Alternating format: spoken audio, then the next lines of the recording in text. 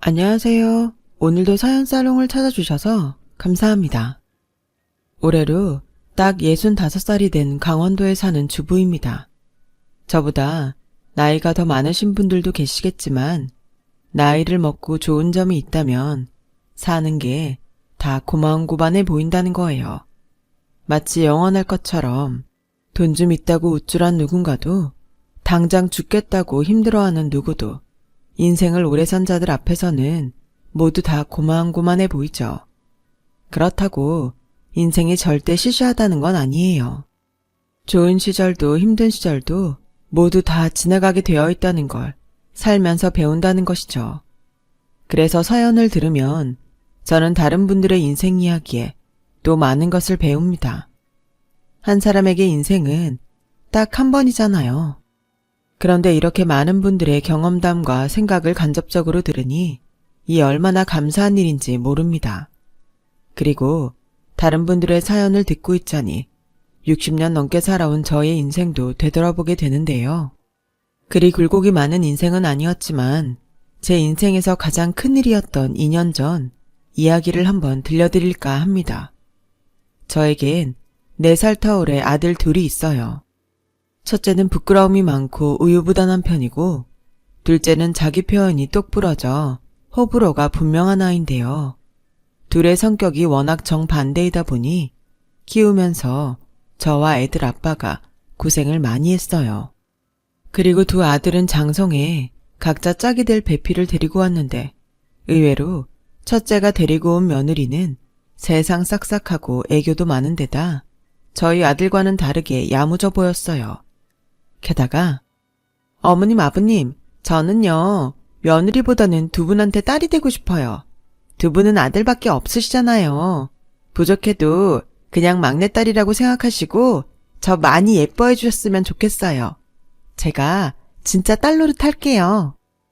라며 말도 어쩜 저리 예쁘게 하는지 그 말 그대로 딸이 없었던 저와 남편은 딸 같은 며느리가 되어준다는 그 말이 참 고마웠어요. 나중에 이 딸 같은 며느리에게 호되게 당할 줄은 그때는 미처 몰랐던 거죠. 그렇게 순진한 저와 남편은 싹싹한 첫째 며느리를 보고 우리 큰애가 어디서 저런 야무진 아가씨를 데리고 왔나 하며 기특하게 생각했는데 첫째 며느리의 본색을 알기까지는 그리 오래 걸리지 않았어요. 엄마, 민석이 월급 많이 받아? 원래 공무원은 연봉이 높나? 글쎄, 걔가 월급 받아서 나 주는 것도 아닌데 내가 그걸 어떻게 알아? 생전 지 동생한테 관심도 없더니? 왜? 갑자기 동생이 얼마 버는지 궁금해졌어? 아니, 우리 와이프가 민석이 월급 많을 거라고 자꾸 나한테 승진하라고 구박해서 난 그냥 지금이 더 좋은데 승진하면 월급은 올라가도 일을 더 해야 하잖아. 그건 네 처말이 맞아. 남편이 승진을 해야 집안 살림이 나아지지. 너 애 안 낳을 거야? 아니, 낳아야지. 난 최대한 많이 낳고 싶은데. 거봐, 너 애 하나 키우는데 돈이 얼마나 드는 줄 알아? 원래 마누라 말 들으면 자다가도 떡이 나온다고 했어. 그러니까 동생이랑 비교당하지 말고 너도 네 와이프 말대로 열심히 일해서 승진해. 에이, 엄마까지 그래. 첫째 아들은 그때까지 작은 광고회사에서 일하는 대리 정도의 직급이었어요. 원래 태생부터 성격이 욕심이라고는 찾아볼 수 없었던 첫째라 그냥 회사에 다니는 걸로 만족하는 편이었죠. 그에 반해 둘째 아들은 워낙에 혼자 지 앞가림을 잘하는 아이라 저 스스로 대학을 다니면서 공무원 시험을 준비했고 대학 졸업 후 바로 공시에 붙어 7급 공무원이 되었는데 첫째 며느리가 종종 지 남편과 도련님인 둘째를 비교했던 모양이었어요. 저는 그때까지는 아무리 첫째가 지 와이프한테 잔소리를 듣는다고 해도 첫째 며느리를 이해했는데요. 그 이유는 첫째 며느리가 결혼 전 백화점에서 계약직 사원으로 일하다 결혼하면서 계약 연장이 안 돼 원하진 않았지만 전업주부가 되었고 그만큼 수입이 줄었으니 아내로서는 충분히 지 남편에게 그럴 수 있다고 생각했던 거였죠. 그런데요. 첫째 내가 결혼을 하고 2년 후에 둘째 아들이 자기랑 똑같은 공무원 며느리를 데리고 오자 첫째 며느라이는 동생네보다 자기네들이 못 산다고 생각했는지 어느 날 저에게 이런 이야기를 해왔어요. 엄마, 영석 씨는 사람은 다 좋은데 욕심이 없어서 문제예요. 도련님네는 공무원 아파트도 받고 둘 다 월급도 많아서 금방 떵떵거리고 살 텐데. 에이, 뭘 또 그렇게 비교를 하냐. 둘 다 내 아들이지만 네 남편이 민석이보다 착해. 와이프 마음 편하게 해주는 건 아마 민석이보다 네 남편이 훨씬 잘할 거다. 가만 보면 영석 씨가 엄마 닮았어요. 난 마음 불편하게 해줘도 되니까 영석 씨가 욕심을 좀 부려서 승진도 하고 성과급도 받고 그랬으면 좋겠는데 우리 집은 어쩔 수 없이 제가 총대를 매야 할 것 같아요. 그래서 말인데요. 엄마, 저 장사해보려고요. 뭐? 네가 장사를 한다고? 제가 백화점에서 판매를 좀 했잖아요. 그래서 곰곰이 생각해봤는데 잘 되는 음식점을 권리비 좀 주더라도 인수하면 그대로 수입을 유지할 수 있으니까 괜찮을 것 같더라고요. 그게 말이 쉽지. 너 음식점이 얼마나 손 많이 가는 줄 알아? 에이, 엄마. 돈 버는 일에 안 힘든 일이 어딨어요. 전 고생 많이 해도 상관없으니까 돈 많이 벌고 싶어요. 명색에 저희가 첫째인데 동선애보다는 잘 살아야 체면이 서죠. 뭘 또 그렇게 생각해. 난 그냥 너 쉬는 김에 아이나 좀 가졌으면 했는데. 애도 돈이 있어야겠죠. 그리고 저 이미 괜찮은 가게도 봐뒀어요. 때마침 거기 가게 주인이 제주도에 내려가 산다고 팔겠다고 하더라고요. 너 설마 이미 다 결정하고 돈 얘기하러 왔니? 예, 아서라. 네 아버지 알면 큰일 난다. 엄마, 그러지 말고 딱 한 번만 살려주세요. 저희가 여윳돈 없잖아요. 진짜 잘 되는 가게라 인수만 하면 대박인데 다는 아니어도 되니까 계약금만이라도 빌려주세요. 네? 에휴, 계약금이 얼만데? 8천만 원이요. 뭐? 예, 내가 그렇게 큰 돈이 어딨니? 왜요? 영석 씨 말 들어보니까 지방 쪽에 건물도 있고 땅도 좀 있으시다면서요. 제가 그냥 달라는 건 절대 아니고 빌려주세요. 어차피 저희 남편한테 갈 재산이잖아요. 예, 꿈 깨라. 그게 내 건 줄 아니? 다 네 아버지 명이야. 어머, 그럼 엄마 이름으로 된 건 하나도 없으세요? 그래, 난 이 집 딸랑 하나다. 근데 이 집을 팔아? 그럼 나랑 네 아버지는 네가 모실래? 저는 돌려 돈 얘기를 하러 온 첫째 며느라이를 달래서 보냈어요. 그러면서 저도 애미인지라 속이 상했죠. 오죽하면 그런 생각을 했을까 짠하더라고요.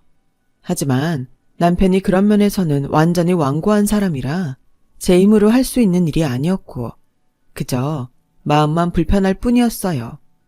그렇게 삐졌는지 3개월이 지나도 첫째는 집에 오지 않을 뿐더러 전화 한 번이 없었는데요. 저도 굳이 전화해서 불편해지고 싶지 않아 연락하지 않았는데 갑자기 첫째 며느리한테서 전화가 걸려왔어요. 엄마, 저 내일 가게 오픈해요. 뭐? 너 돈 구했니? 사람이 아주 죽으라는 법은 없더라고요. 아무튼 엄마, 저 내일 오픈하니까 아빠랑 오셔서 식사하고 가세요. 내일 주말이니까 아빠 쉬시죠? 그리고 제가 너무 바빠서 동선에까지 연락을 못할 것 같아요. 엄마가 대신 좀 해주세요. 끊어요. 저는 전화를 끊고 이게 다 뭔가 싶었어요. 하지만 본인이 알아서 제 살 길 찾겠다는데 도움도 주지 못할지언정 초를 칠 수는 없다고 생각한 저는 첫째 며느리 말대로 둘째네에게 연락을 했고 다음날 남편과 첫째 며느리가 알려준 주소로 갔죠. 도착한 곳은 24시간 한다는 대형 감자탕집이었는데 아이들 노는 놀이방과 주차장까지 꽤 큰 규모의 가게여서 도착한 저희 부부와 둘째네는 입이 떡하고 벌어졌는데 첫째 며느리가 말했듯 손님이 아주 바글바글했어요. 엄마, 아빠, 오셨어요? 근데 어쩌죠? 자리가 없어요. 뭐? 가게가 이렇게 큰데 자리가 없어? 네, 워낙에 단골이 많은 가게인데 저희가 인수하면서 문을 며칠 닫았더니 아주 난리도 아니에요. 형수, 축하해요. 형수 금방 부자 되시겠다. 고마워요, 도련님. 동서, 미안한데 동서가 와서 좀 도와주면 안 될까? 일손이 너무 딸리네. 내가 알바비 줄게. 가족 좋다는 게 뭐야? 서로 돕는 거지. 제가요, 형님? 그래도 그건 좀... 예, 그러지 말고 내가 도울게. 둘째 얘는 살림도 잘 안 하는데. 에이, 엄마. 제가 아무리 그래도 어떻게 엄마한테 일을 시켜요. 동서 그러지 말고 서빙이라도 해. 서빙은 할 수 있잖아. 명색에 내가 손윗 사람인데 이럴 땐 좀 따라줘야 하는 거 아니야? 둘째 며느리도 사실 성격이 그리 만만하진 않아요. 그런데 막무가내로 첫째 며느리가 밀어붙이니 둘째 며느리가 어쩔 수 없다는 듯 가게 안으로 끌려 들어갔고 차에서 대기 순서를 기다리다가 겨우 자리가 나서 가게 안에 들어갔는데 아무리 첫날이라고 하지만 가게 안이 참 어수선하더라고요. 하지만 주력 메뉴인 감자탕 맛은 단골이 많을 정도로 괜찮았고 저는 첫날이라 그렇지 점점 익숙해지면 청소나 서비스 같은 것이 좋아질 테니 괜찮겠다 싶었어요. 남편도 음식 맛을 보더니 걱정했는데 괜찮을 것 같다고 했고요. 사실 남편은 입맛이 퍽이나 까다로운 양반인데 그런 양반이 맛있다고 하니 얼마나 다행이었게요. 그런데 문제는 제가 일주일 후 교회 권사님들을 모시고 식사를 대접하려 다시 첫째네 가게에 갔을 때였는데요. 그렇게 사람이 많더니 점심시간인데도 불구하고 한 테이블도 식사하는 사람이 없었어요. 저는 좀 이상하다 싶었지만 한바탕 손님이 우르르 왔다가 빠졌나? 라고 생각했고 곧이어 나온 감자탕 국물을 먹어보는 순간 저절로 미간이 찌푸려졌어요. 어머, 국물 맛이 왜 이래?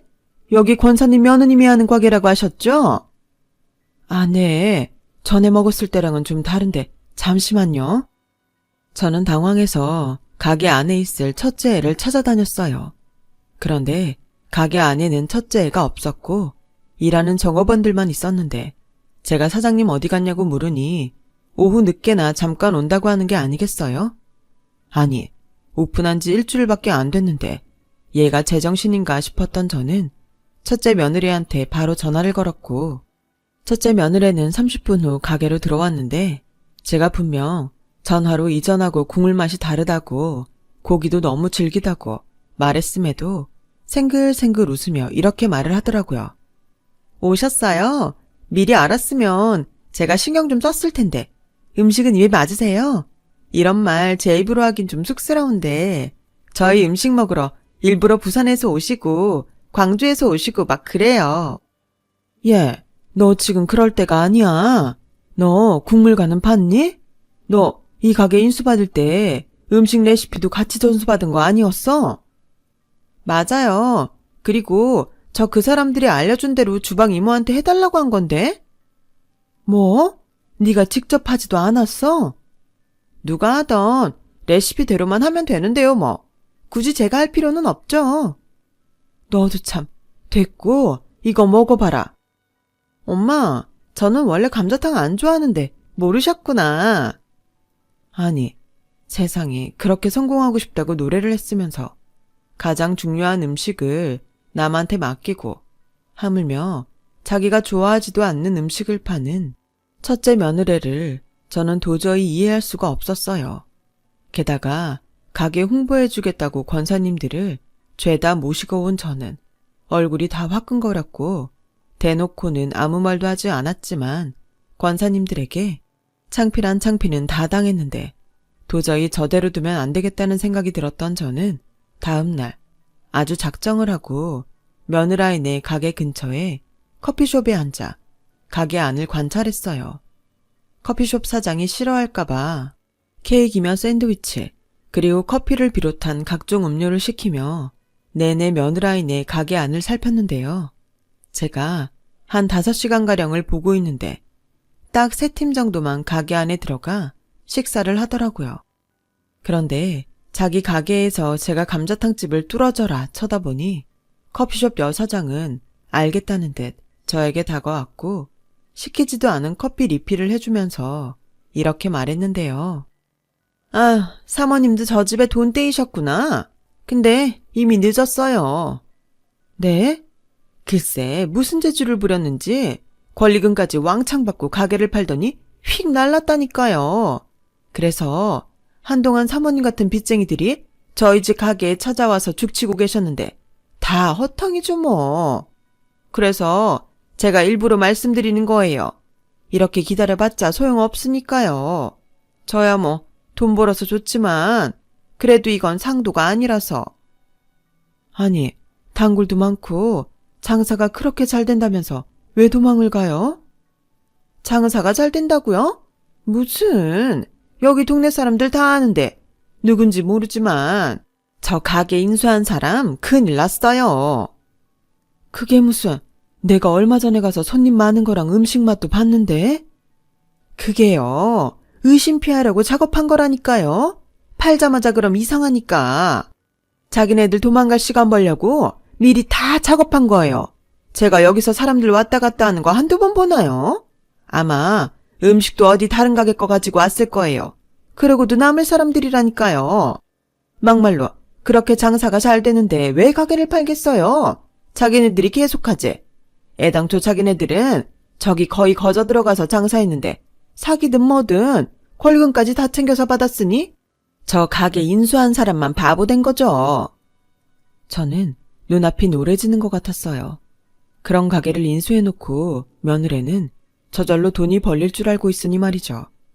그래서 저는 답답한 심정에 첫째 아들에게 전화해 퇴근하면 곧장 며느리와 같이 집으로 오라고 했는데요. 저는 또 한 번 충격을 받게 되었어요. 니들 그 가게 충분히 알아본 거 맞니? 그럼요, 엄마. 제가 다 알아봤죠.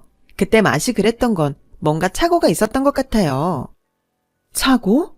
너 그 가게 근처 사람들한테 물어는 봤니? 정말로 가게가 잘 되는지? 엄마, 왜 그래? 아, 내가 정말 억장이 무너진다. 그 근처 가게 사람이 하는 말이 그 가게 망한 가게래. 니들 사기당한 거라고. 뭐? 아니야. 자기야, 아니지? 에이, 엄마가 잘못 알았어. 나도 거기 가기 전에 사장 부부랑 봤었는데 그 사람들 사기칠 사람들 아니야. 음식 맛도 괜찮았는데. 사기칠 사람들이 나 지금 사기쳐요 하니? 니들 솔직히 말해. 그 가게 무슨 돈으로 계약했어? 대출 받았니? 아이씨, 그게. 첫째 아들애는 제 말에 지쳐 눈치를 보는 것 같았어요. 그리고는 며느리가 입을 여는데 지금 사는 집 담보랑 카드보험 신용 대출 받았어요. 그리고 부족한 건 이 사람 퇴직금으로 해결했고요. 가게라는 게 생각지 않았던 비용이 있더라고요. 뭐? 퇴직금? 엄마, 사실은 나 사표 냈어. 이 사람이 엄마 걱정한다고 당분간 비밀로 하자고 해서. 그래서 말 못했는데 아무리 생각해도 승진하긴 어려울 것 같고 가게에 올인해서 잘 벌면 그게 승진한 거랑 같을 거니까. 내가 아주 바보 등신을 낳았네. 그게 지금 말이 되는 소리야? 전 재산을 털어서 망한 가게를 샀다고? 아, 이제 니들 어쩔 거야. 어쩌긴 뭘 어째요. 이미 다 저질렀는데 저희가 열심히 하면 되죠. 그리고 제가 부탁했을 때 엄마가 좀 도와주셨으면 제가 이 사람 퇴직금까지 끌어다 썼겠어요? 이게 다 따지고 보면 엄마 책임도 있는 거예요. 뭐라고? 아무튼 저랑 이가 열심히 할게요. 그냥 새로 차렸다 생각하면 되죠. 너는 먹지도 않는 음식을 무슨 수로 열심히 팔 건데 그 레시피도 가짜야. 그냥 삼겹살 팔면 되죠. 삼겹살은 그냥 구워 먹기만 하면 되니까. 뭘 하든 돈만 벌면 되잖아요. 저희가 알아서 할게요. 그리고 엄마 속상하신 건 알겠는데 동선애한테는 말하지 마세요. 저희가 손윗사람인데 체면 구기게는 하지 마셔야죠. 저는 위기의식이라고는 하나도 없어 보이는 첫째 며느리의 태도에 거의 뒤로 넘어갈 지경이었어요. 그리고 첫째 아들 내외를 보내고 그대로 누워 끙끙거렸는데 퇴근한 남편이 왜 그러냐고 물어도 입이 떨어지지 않더라고요. 그리고 며칠 뒤 큰 며느리한테서 연락이 왔어요. 감자탕집을 정말로 삼겹살집으로 바꿔서 장사를 하고 있다면서요. 다행인지 그 전보다는 장사가 잘 되니 걱정하지 말라고 하는데 또 그 말을 들으니 마음이 좀 풀렸죠. 이미 엎어진 물, 장사라도 잘 되면 좋겠다는 마음이었어요. 그렇게 1년 정도가 지났어요. 저희 걱정도 조금씩 무뎌지고 있었는데 모든 자영업이 그렇듯 가게라는 게 항시 잘 되는 것만은 아니잖아요. 청결이며 재료 관리까지 잘은 몰라도 할 일이 많을 텐데 어쩐지 큰 며느리는 도통 가게에 관심이 없어 보였고 빚도 많은 누구랑 어울려 다니는지 골프다 해외여행이다 정신이 완전히 나갔더라고요. 그래서 가게는 첫째 아들이 거의 상주하며 운영하는 것 같았는데 저는 그 사실을 정말 몰랐어요. 이미 교회 권사님들에게 창피를 당해서 그 가게에 2번 다시 가는 일은 없었고 자주 큰아들 내외가 전화로 잘 되고 있다고 하니까 잘 돼 가는가 보다 했는데 첫째네가 가게를 차린 지 2년이 미처 되지 않은 어느 날 첫째 아들 내외가 울면서 저희 집을 찾아왔어요. 엄마, 저희 좀 도와주세요. 매출은 안 나오고 가뜩이나 저희 갚을 대출도 많은데 당장 이번 달 직원들 줄 월급도 없어요. 이게 갑자기 무슨 소리야? 가게 잘 된다며? 그게 엄마 걱정할까 봐. 근데 지금은 진짜 돈 날 구멍이 없어. 엄마, 통장에 돈 얼마 있어? 야, 네 나이가 내일 모레면 40이다. 네가 지금 엄마 통장에 얼마 있냐고 물을 나이니? 엄마, 제발 이번 딱 한 번만 도와주세요. 여기 집 엄마 명이라면서요. 여기 담보로 대출 받아주면 당장 급한 불은 끌 수 있을 것 같은데. 그때였어요. 회식 때문에 늦는다던 남편이 회식이 취소됐다며 연락도 없이 집으로 왔고 며느리 하는 소리를 들었는지 오자마자 역정을 냈어요. 니들이 지금 제정신이야? 뭘 담보로 대출을 받아? 내 지금까지는 네 엄마 혼자 끙끙거려도 아무 말 안 했지만 아니다 싶으면 손에 더 커지기 전에 얼른 정리해. 그리고 니들이 멋대로 담보대출 받은 그 신혼집도 내가 해준 거라는 거 잊은 건 아니지? 아휴, 그 나이 먹도록 세상 물정도 모르면서 무슨 장사를 한다고. 아빠, 진짜 너무하세요. 막말로 아빠가 좀 도와주셨음. 자기야, 그만해. 뭘 그만해. 나도 서운했다고. 저는요, 진짜로 엄마 아빠를 제 친정 부모님처럼 생각했어요. 근데 말씀은 딸이라고 하셔도 사실은 남이었던 거죠? 그렇죠? 뭐야? 너 지금 억지 부리냐? 그래, 그럼 이제 딸이라고 생각 안 할 테니 너 며느리 노릇 제대로 해라. 여보, 지금 얘네들이 제일 힘들어요. 당신까지 그러면 어떡해? 그럼 저희 집 팔고 이 집 들어와 살게요. 어차피 집이며 가게 정리해도 빚 다 못 갚거든요. 금전적으로 도와주지 못한다고 하시면 그렇게라도 하게 해주세요. 이 사람 결혼하기 전에 썼던 방, 그 방 그대로 쓸게요. 저와 남편은 점점 막 나가는 첫째 며느리의 말에 한순간 말을 잃었어요. 그리고 자기 죽겠다고 떠드는 며느리보다 그런 처 앞에서 찍소리도 하지 못하는 아들을 보고 있자니 속에서 열불이 올라오는 것 같았는데요. 한 달이 채 지나지 않아서 정말로 저희 집에 첫째 내외가 밀고 들어왔어요. 이번에는 남편이 어쩔 수 있냐며 애들이 돈 좀 모을 때까지는 참자고 하는데 그때부터 저의 지옥이 기다리고 있었어요. 아들은 매일 구직 활동을 한다고 밖으로 나가는데 며느리는 점심때가 다 되어야 겨우 일어났고 정말로 제가 제 엄마라도 되는 듯 씻지도 않고 식탁에 앉아서 한다는 말이 엄마, 배고픈데 밥은요? 라는 게 아니겠어요? 제가 저 대신 집안일을 하고 밥상을 차리는 것까지 기대했던 건 아니에요. 하지만 제가 며느리 시중을 드는 것도 아니잖아요. 그래서 넌 지금이 몇 시인데 이제 일어나서 시엄마한테 밥 타령을 하니? 그리고 아무리 같이 살아도 우리 빨래랑 니네 빨래는 구별 좀 하자. 내가 네 속옷까지 빨아야겠니? 에이 엄마, 서운하다. 저도 새벽까지 알바할 거 있나? 눈 빠지게 보면서 바쁜데. 그리고 이 집은 엄마 집인데 제가 뭐가 어디에 있는지 어떻게 알아요? 지금도 진수성찬을 차려달라는 것도 아닌데 눈치나 주고 진짜 너무하시다. 그때 저는 생각했어요. 아무리 딸 같아도 저렇게 할 말 못할 말 다 아는 며느리보다는 손님처럼 불편해도 차라리 눈치 보는 며느리가 낫겠다고요. 하지만 제 며느리는 저런 며느리니 생각해봤자 소용없는 일이었고 그 후 계속 저는 며느리와 사사건건 부딪히느라 제 집에서 제가 가장 불편하게 지내야 했네요. 그리고 그렇게 불편하게 지내면서 집안일을 2배로 하니 허리랑 손목이 탈이 났고 원래부터 허리랑 목에 디스크가 있었는데 무리를 했는지 수술을 해야 할 정도로 심각해졌어요. 여보, 나 정말 너무 힘들어요. 당신이 쟤네들 어디 월세라도 얻어주면 안 돼요? 이 사람아, 그게 지금 쟤네들이 바라고 있는 건지 몰라서 그래. 지네 스스로 돈 모아서 얻어서 나가야지. 언제까지 부모가 도움을 주나. 그리고 자꾸 도와주면 의지할 생각밖에 안 할 거고 힘들어도 당신이 좀만 참아. 하지만 저는 도저히 참을 수 없었어요. 다행인지 불행인지 아들은 어디 일자리를 구했다고 하는데 며느리가 도통 돈을 벌 생각은 하지도 않고 아들 월급으로 네일 아트를 하고 하루가 멀다 하고 쇼핑한 택배들이 집으로 오는데 이건 아니다 싶더라고요. 그래서 붙들고 따끔하게 얘기를 했어요. 얘, 너 오늘부터 딸 같은 그거 하지 마. 네가 지금 제정신이야? 시댁에 얹혀 사는 주제에 네가 하는 행동이 이게 말이 돼? 이만큼 봐줬으면 살궁리를 해야지. 엄마, 지금 말씀이 너무 지나치신 거 아니에요? 저도 저희 집에선 귀한 딸이에요. 여기서 그 소리가 왜 나오니? 내가 지금 내 할 일을 너한테 시켜? 거꾸로 네가 지금 네 할 일을 나한테 시키잖아.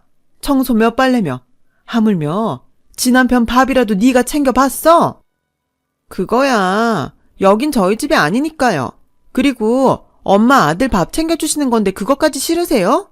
그렇게 싫으시면 아빠한테 말씀드려서 어디 전세라도 얻어주시면 될 일인데 그 많은 재산 죽을 때 싸들고 가실 거예요. 욕심도 너무 부리면 흉해요. 저는 차마 그 순간 화를 이기지 못했어요. 그래서 당장 내 집에서 나가라고 소리를 쳤고 거의 내쫓듯 며느리를 밖으로 내보냈는데 일하고 있어야 할 첫째 아들이 지철을 데리고 집으로 들어왔어요. 엄마가 정말로 이 사람 내쫓았어? 말도 막했다며. 내가 남이야? 자식인데 진짜 너무하네. 너무해? 너무한 건 니네들이지. 넌 네 차만 보이고 엄마 고생하는 건 안 보이냐? 엄마 곧 있음 수술도 해야 해. 엄마, 우리 와이프 임신했어. 알지도 못하면서. 뭐? 그때였어요. 그렇게 도끼 눈을 뜨고 있더니 며느리가 서러운 듯 울기 시작했고 그러면서 저한테 2줄이 선명한 임신 테스트기를 보여주는데 정신이 아찔하더라고요. 임신이라니. 여태 아무 말도 하지 않다가 갑자기 이러니 저는 뒤통수를 3개 얻어맞은 것 같았어요. 그리고 전세는 완전히 역전이 돼서 얘들 아빠인 남편까지 며느리 편을 드는데 기뻐해야 할 손주 소식이 그때는 반갑지 않았어요. 그리고 그 후에는 아주 저를 하녀처럼 부리고 또 제가 하는 말에 대꾸도 하지 않으면서 상전 노릇을 하더니 어느 날 저한테도 기회라는 것이 왔어요. 그때는 제가 교회에서 봉사활동이 있어 외출했다가 허리 상태가 영 아니어서 양해를 구하고 집으로 돌아온 날이었어요.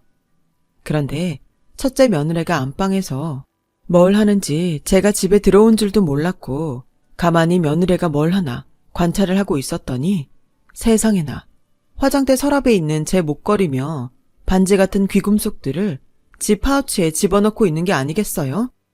살다 며느리한테 도둑을 맞고 있다니 저는 순간 복중 퇴하고 뭐고 이성을 잃었어요.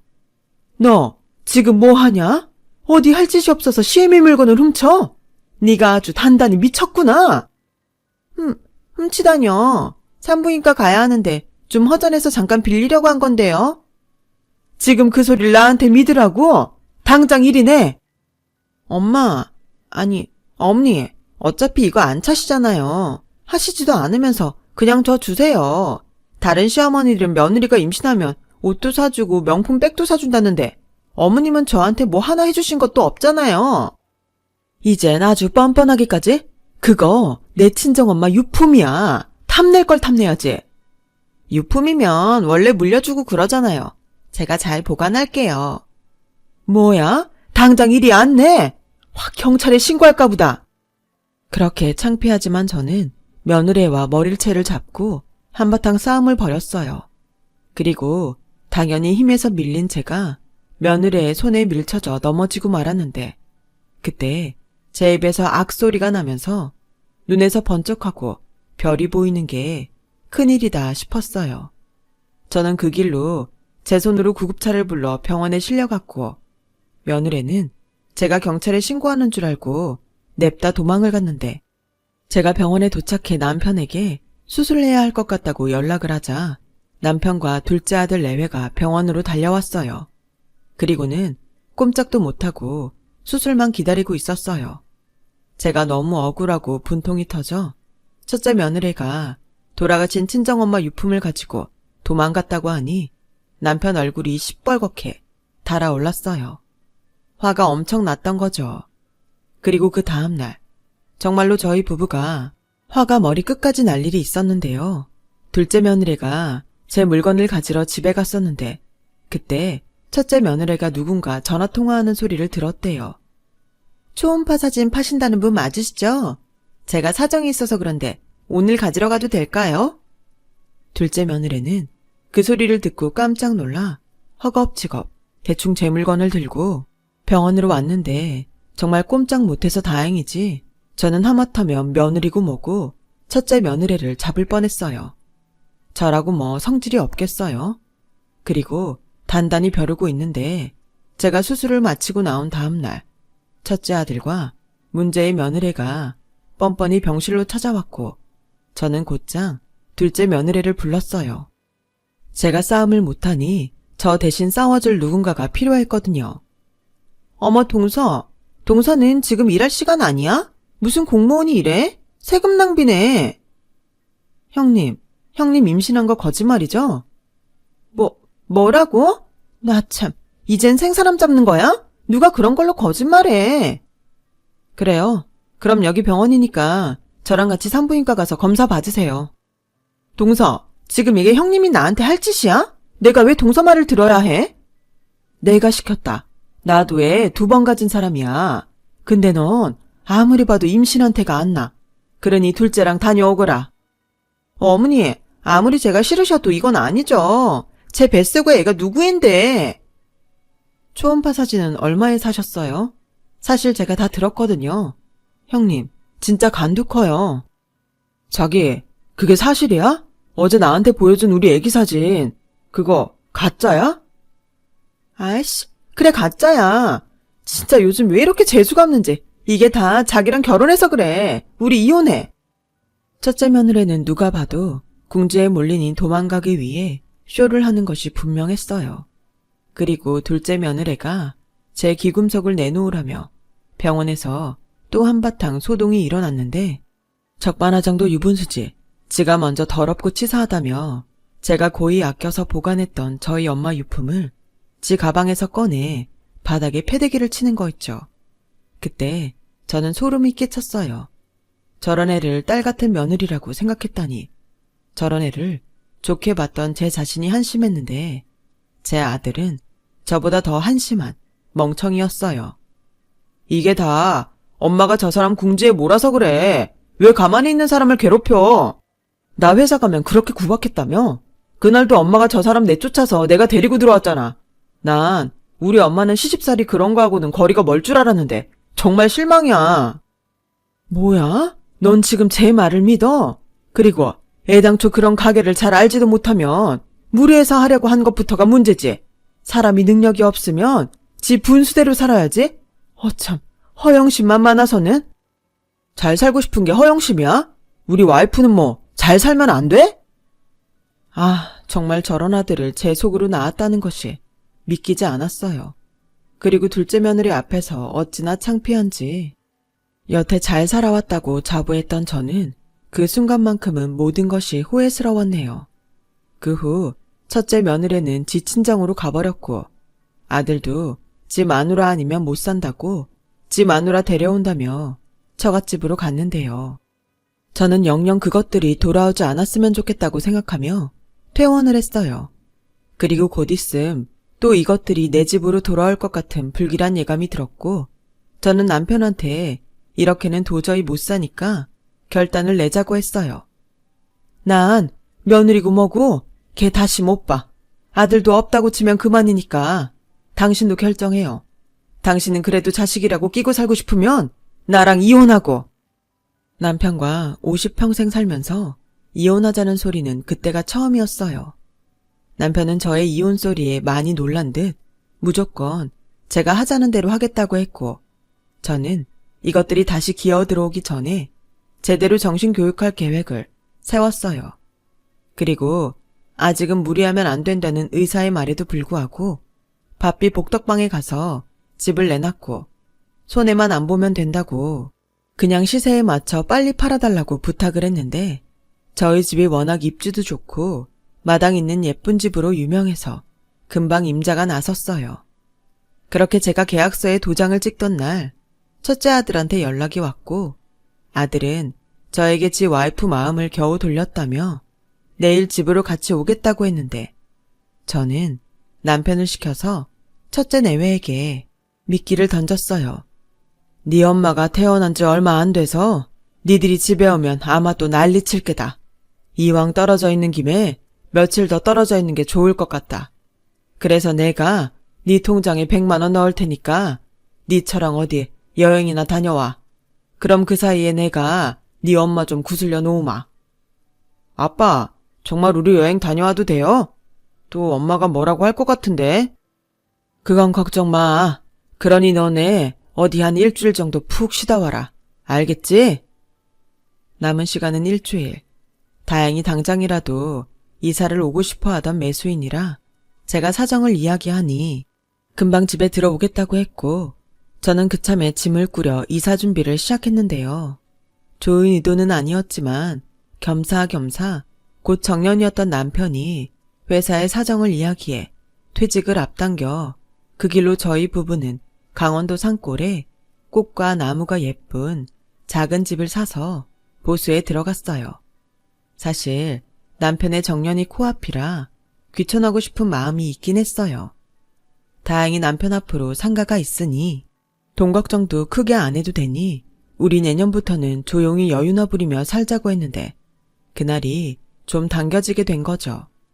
그렇게 일주일 만에 저와 남편은 핸드폰 번호도 바꾸고 강원도로 이사를 왔어요. 아무것도 모르던 첫째 아들 내외는 집으로 간 모양인데 한바탕 난리가 난 모양이었어요. 첫째 아들 내외는 영 모르는 사람들이 집을 차지하고 있자 황당했는지 둘째 아들에게 연락을 했고 제가 이미 신신당부를 해놨기에 둘째 아들은 이렇게 말했다고 하네요. 나도 몰라. 엄마가 꽤 충격이 컸었어. 아빠한테 이혼하자고까지 했다니까. 뭐라고? 아빠는 우리한테 여행 다녀오는 동안 엄마 잘 구슬려보겠다고 했는데. 그게 잘 안 됐나 봐. 어차피 아빠 정년퇴직 코앞이었잖아. 그러게. 형이랑 형수가 너무했지. 아씨, 그럼 우린 어떡해. 무슨 부모가 자식한테 이러냐? 당장 갈 데도 없는데. 야, 민서가 우리 당분간 니네 집에 가면 안 되겠냐? 미쳤어? 우리 와이프한테 그게 통할 것 같아. 그리고 이미 장인 장모님 오신다고 했어. 야, 형제끼리 치사하다. 그럼 나 돈 좀 빌려줘. 당장 어디 호텔이라도 가게. 이 형 아직 정신 못 차렸네. 호텔을 가게 돈을 빌려달라고? 제정신이야? 몰라, 끊어. 야, 그러지 말고. 근데 우리 짐은 어딨어? 그 짐이요? 제가 날짜에 딱 맞춰서 첫째 며느리 친정에 보냈어요. 진짜 지 엄마한테 가서 살라고요. 저는 영 남의 딸은 품어줄 수가 없어서 보낸다고 친절하게 메모까지 보냈는데 그 물건들이 도착하고 며느리 친정에서도 한바탕 난리가 난 모양이었어요. 어머니, 어제도 형님이 찾아와서 난리도 아니었어요. 자기 이제 자기 집에도 못 간다나요? 아주 제대로 똥줄이 타는 얼굴이던데요. 어머님 계획 대성공이에요. 성공은 무슨, 혹시 니네 집에 들어와 살겠다고 하지 않디? 내가 다른 건 몰라도 그거 하나가 걸려. 걱정하지 마세요. 저도 그럴까봐 저희 부모님 올라오시라 했어요. 제가 사정 이야기하니까 당장 오시겠다고 하시던걸요. 내가 정말 사돈한테 면목이 없다. 죄송해서 어쩌냐? 아니에요. 저도 겸사겸사 저희 부모님이랑 지내니까 좋죠. 어머님, 이왕 큰맘 먹고 가셨으니까 여기는 있고 마음 편하게 계세요.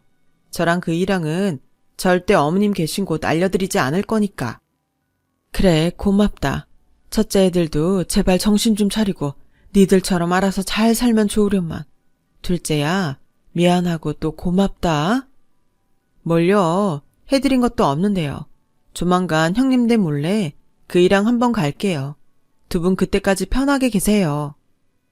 그 후로 저는 진짜 편하게 있었어요. 누군가는 자식 그렇게 두고 편할 수 있냐고 하는데 저는 제가 하도 당해서 그런지 그것들이 제정신을 차리지 않는다면 굳이 다시 보고 싶지 않더라고요. 가끔 둘째 아들 내외를 통해 첫째 애들 소식을 듣는데 집도 절도 없어 어쩔 수 없이 며느리 친정으로 갔던 첫째 애들은 지 친정엄마도 힘들었는지 대출을 받아 전세금을 마련해줬다고 하더라고요. 다행히 큰아들은 다시 취직을 했고 며느리도 지 부모 돈이라 느끼는 바가 다른지 파트타임을 뛰면서 이제사 사람답게 산다는데 저도 단단히 꼬였는지 그건 그거대로 참 싫더라고요. 그래서 그냥 둘이 좋아 그렇게 산다는데 어쩌겠냐 하는 심정으로 신경 쓰지 않으려 합니다. 부모 자식이라도 각자의 인생이 있는 거니까요. 그리고 요즘 저는 남편과 서툴지만 조그맣게 텃밭도 일구고 꽃도 심으며 평생 못 가져본 부부의 시간을 갖고 있는데요. 이팔 청춘은 아니지만 저는 신혼 때보다 지금이 훨씬 남편과 행복하게 지내고 있어요. 게다가 자연과 더불어 살다 보니 저도 남편도 때론 시인이 되고 철학자가 되어 인생 이야기를 나누게 되는데 과정이 어쨌든 저는 지금이 태어나 가장 행복한 순간인 듯 싶습니다. 여유가 있다는 건 돈이 많은 것보다 훨씬 부자가 된 기분이 들어요. 그리고 스스로 이런 생각도 해보는데요. 언젠가는 시간이 흘러 첫째 아들 내외를 만나게 된다면 그때는 저도 아이들도 선을 잘 지키며 잘 지낼 수 있었으면 합니다. 가능할지 모르겠지만요. 지금까지 저의 긴 이야기 들어주셔서 감사합니다. 그동안 편하게 듣기만 했는데 모두들 정말 대단하십니다. 오늘도 내일도 모레도 항상 건강하시고 행복하세요. 여러분, 사연 댓글에 응원과 현명한 조언 부탁드려요. 좋아요와 구독은 저에게 큰 힘이 됩니다. 오늘도 좋은 일 가득하세요.